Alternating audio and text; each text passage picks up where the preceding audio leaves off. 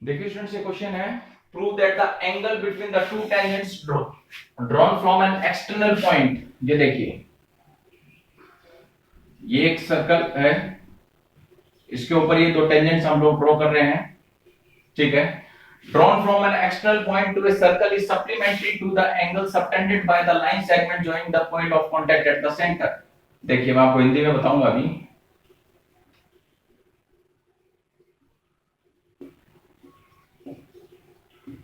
ये देखिए, इसमें ये कहा गया है कि जो आप लोगों ने टेंजेंट्स ड्रॉ किए हैं एक्सटर्नल पॉइंट से, ठीक है, उनके बीच का एंगल और जो एंगल सेंटर के ऊपर सबटेंड हो रहा है, इन दोनों का जोड़ किसके बराबर होना चाहिए? 180 डिग्री के बराबर होना चाहिए। ये प्रूव करना है अपने को, ठीक है। तो क्या हो जाएगा? To prove angle A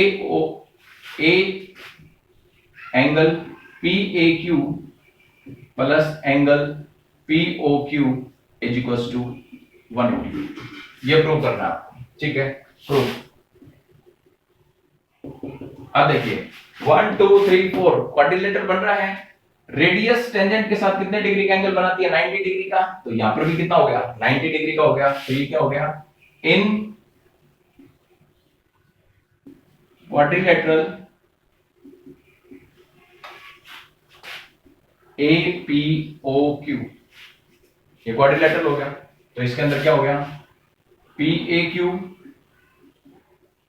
plus angle AQO plus angle POQ plus angle OPA is equal to 360 degree. क्यों हो गया 360 डिग्री? क्वाड्रिलेटरल के चारों एंगल्स का सम कितना होता है? 90 degree. Sum of four angles of quadrilateral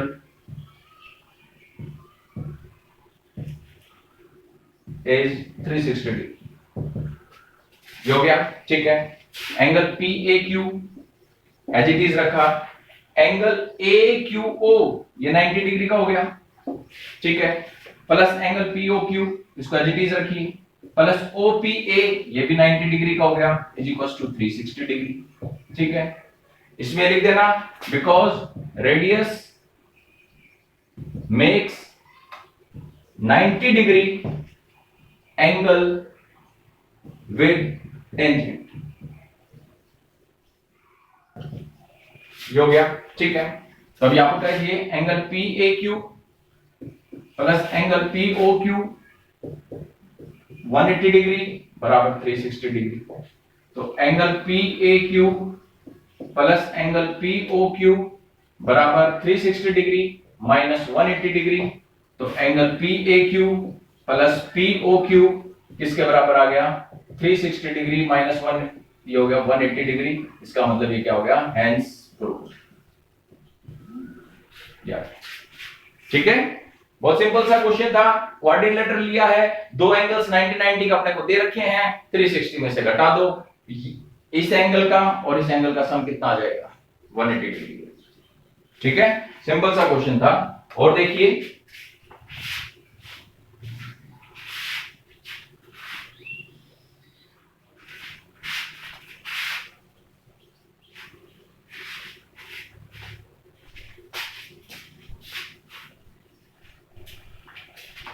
next question है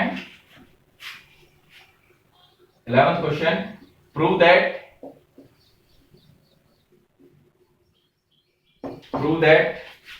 the parallelogram circumscribing a circle is a rhombus। ये प्रूव कर, रोम्बस बताना है। देखिए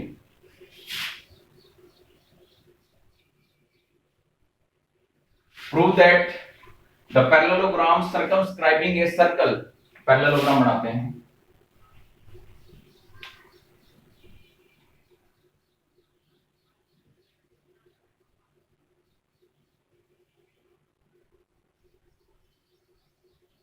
सपोज करो ये हमने पैरेललोग्राम बना दिया, A B C D P QRS, ठीक है। ये पैरेललोग्राम है, इसके अंदर PQRS हमने क्या कर रखा है, एक सर्कल को सर्कमस्क्राइब कर रखा है, ठीक है। एक सर्कल को हमने क्या कर रखा है बेटा, सर्कमस्क्राइब कर रखा है, ठीक है। आपको ये बताना है कि ABCD एक रोम्बस होगा, ठीक है। क्या प्रूव करना है, to prove ABCD is a rhombus, ABCD is a rhombus, ये प्रूव करना है आपको, ठीक है। Proof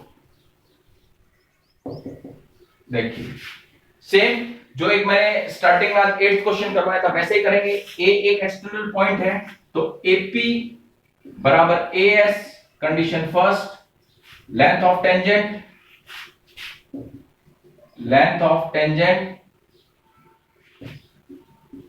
from external point are equal, ये हो गया, ठीक है। इसी प्रकार से BB है आपका एक्सटर्नल पॉइंट, तो ये हो गया BP is equal to BQ, ये कंडीशन नंबर सेकंड होगी। इसी प्रकार से C है, तो ये हो जाएगा CR is equal to CQ, condition number third. सब में हम लोग ये लिखेंगे लेंथ ऑफ टेंजेंट, या कंबाइंड करके इसको एक अकेले को भी लिख सकते हो आप कि length of tangents drawn from external point are equal. Similarly DR is equal to DS, condition number 4। अब add first, second, third and fourth, इन सबको ऐड करते हैं, कितना हो जाएगा, AP plus BP plus CR plus DR बराबर AS plus BQ plus CQ plus DS, ये आ गया, ठीक है। वही क्राइटेरिया, AP और PP को ऐड करोगे, इन दोनों को ऐड करोगे AB, CR और DR इन दोनों को ऐड करोगे CD बराबर AS plus DS plus BQ plus CQ, ठीक है। AB प्लस CD बराबर AS DS, AS को और DS को ऐड करोगे AD, ठीक है। BQ और CQ को ऐड करोगे, ये कितना हो जाएगा BC, ठीक है। अब देखिए ABCD क्वेश्चन के अंदर पैरेललोग्राम दे रखा है, और पैरेललोग्राम में आमने सामने की साइड क्या होती हैं, इक्वल होती हैं। AB किसके इक्वल आ जाएगा, CD के इक्वल। तो इस CD की जगह आप AB लिख सकते हो, क्योंकि ये दोनों आपस में इक्वल हैं। तो क्या हो जाएगा AB प्लस AB, ठीक है। और इसमें क्या लिखोगे, देखिए AD और BC, ठीक है। AD और BC ये आमने सामने की साइड है पैरेललोग्राम में, ये भी इक्वल होंगी, तो AD की जगह आप BC लिख सकते हो, तो BC प्लस BC, इसमें नीचे लिख देना opposite sides of parallelogram are equal. Parallelogram की अपोजिट साइड्स क्या होती है बेटा, इक्वल होती हैं। तो AB और AD, ठीक है, इसमें AB है, AB लिखो, इसमें CD की जगह इसमें क्या लिखोगे AB, क्यों AB और CD आपस में इक्वल है, तो CD की जगह AB लिखोगे। तो ये हो गया ट्वाइस ऑफ AB, ये हो गया ट्वाइस ऑफ BC, 2 से 2 कैंसिल हो गया, AB किसके बराबर आ गया, BC के। सिमिलरली ये कंडीशन आपके फिफ्थ मान लो। सिमिलरली इसी प्रकार से BC और DC आपस में इक्वल हो जाएंगे, BC बराबर CD हो जाएगा, कंडीशन नंबर 6। इसी प्रकार से CD बराबर AD हो जाएगा, ठीक है। और इसी प्रकार से AD बराबर AB हो जाएगा, ठीक है, कंडीशन नंबर 7 और कंडीशन नंबर 8, ठीक है।